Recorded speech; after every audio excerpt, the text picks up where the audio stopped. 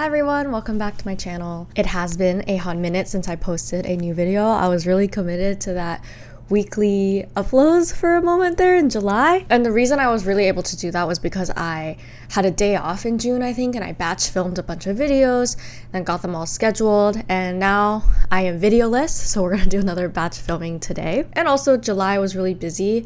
I've been working on a grant and finally submitted it on Friday. And now I can finally sit down and make some videos. So given that back to school season is upon us once again, today I want to talk a little bit about the tips I have for people just starting freshman year and are thinking of doing pre-med or are doing pre-med. This video is going to be more like the practical advice that I wish I had gotten, maybe from an older sister or a mentor, and today I want to be passing it on to you guys. So starting right off, I want to talk a little bit about mentorship and networking. The word networking has always kind of given me the ick, because when I think of networking, I think of people building these superficial relationships in hopes of maybe getting to use that person later, and I just don't like that. Now, when I think networking is done genuinely, like people are building connections, not just for that potential career boost later on, it can work out really well, but then it's just kind of like a friendship or a mentorship. So that's kind of what I mean in this situation. I think for freshmen just starting out, something that is really beneficial is actually getting to know upperclassmen. My major / my department actually did a really good job giving me a peer advisor. So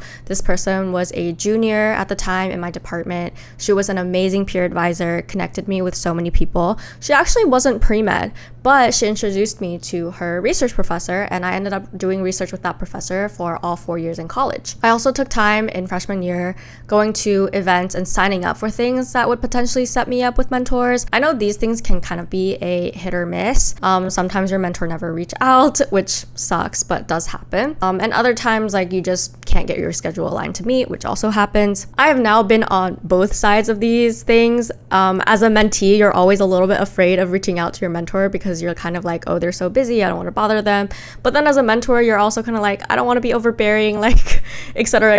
So kind of goes both ways. And so just connect with these upperclassmen. Like, at least do the initial coffee chat, the initial meeting, just to see like what that person's interested in, whether or not they have any advice or resources on campus that they can share with you. And that's how you get to know a lot of the campus culture as well, and how people are doing things pre-med wise. So for example, how in general do people find shadowing at your university? How do people like the pre-med advisors? It's like these, how are people liking the pre-med advisors? Are they helpful at all? How are people choosing classes? Like, this is all sorts of like tea that you can't really get unless it's from other people at your university. And I just want to put it out there that these peer advisors, like mentors, don't necessarily have to be interested in pre-med. I've had peer advisors who are just like broadly interested in science and research, peer advisors who were just like interested in helping me as a freshman get to know the university better. I ended up being really close with some of my mentors, and the others just kind of fizzled out. But you know, it was good to get to know them for at least a little bit. So if you're a college freshman, pre-med or not, that is definitely something I recommend you doing. And on the same kind of vein of mentorship,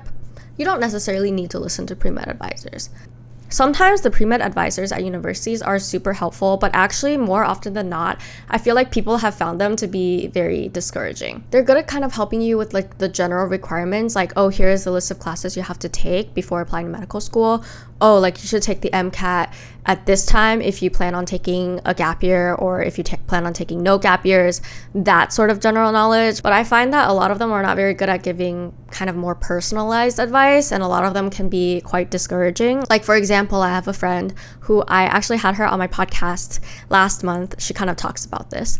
But she didn't do so hot in freshman year, and she was essentially told that she has no chance of getting to medical school. And my friend is literally a doctor now. So the pre-med advisor was clearly wrong. She got into med school, she finished medical school, now she's in residency. And I think in freshman year, given all of these kind of like different mentorship opportunities, all these people you're gonna meet, it's also good to kind of come up with a timeline for yourself. So that could look like, okay, these are the courses I need to take and how I'm gonna spread them out in the 4 years.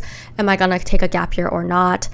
I actually knew in college, like my first year in undergrad, that I will end up having to take a gap year just because my course schedules were just not really lining up to take the MCAT early enough that I don't have to take a gap year. But yeah, it's just like good to start mapping some of these things out. It's not set in stone because of course you're still a freshman, but just kind of absorbing all the different things that people are telling you and coming up with a plan for yourself. And speaking of a timeline and the pre-med requirements, which brings me to advice number 2, which is to start strong, especially when it comes to your grades. I think your very first semester of undergrad, that's just the time to focus on your classes and adjust. You can join clubs and all of that stuff, but I really wouldn't stress too much about like starting to check off every single box that you need to check off to be ready to apply to medical school. The style of learning in college is quite different from what you might be used to in high school.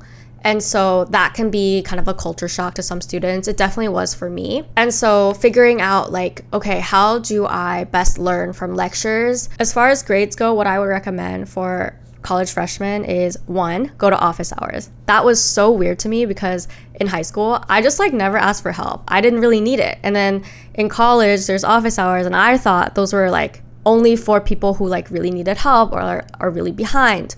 But that's not the case. Anyone can go to office hours.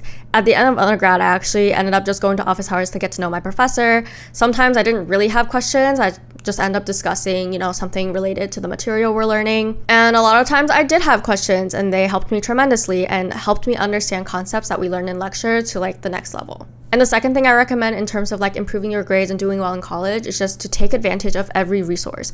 So at my school, we had different review sessions, tutoring sessions that were completely free. And I just recommend you to take advantage of that. Like if there's extra resources, do it. And why I say start strong and focus on your grades is because these undergrad grades will follow you forever. They will just be on your medical school application. Some people ask, if I failed a class, can't I just retake it? Yes, you can, but your original grade and your later grade are usually just averaged. And so that original grade is still kind of like there. Some people also ask, if I do really badly in my undergrad, can I just do like another degree, like for example, a master's, and then have that be the GPA repair?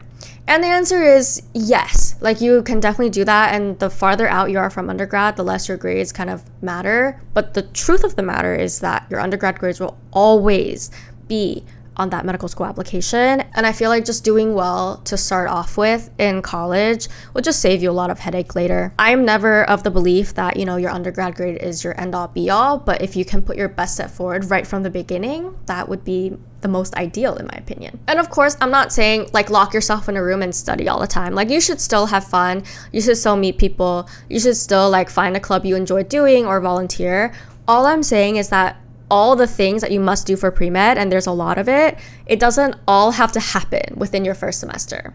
The 2 things I would honestly prioritize during this first semester of college is 1, try to explore the field a little bit, join a club or 2, and then just 2, focus on your grades. What works for you for studying? How do you learn?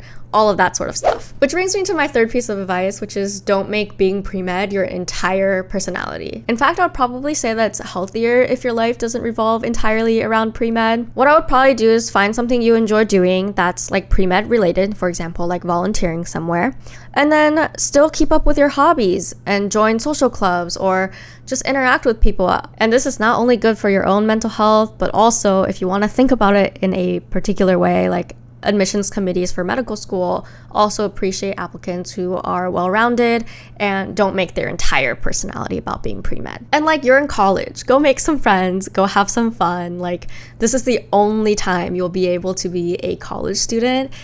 And now that I'm 10 years out from being a college freshman, that honestly was still one of the best times of my life. It's probably going to be the only time in your life where you're going to be surrounded by all these people, your same age, you're in the same area.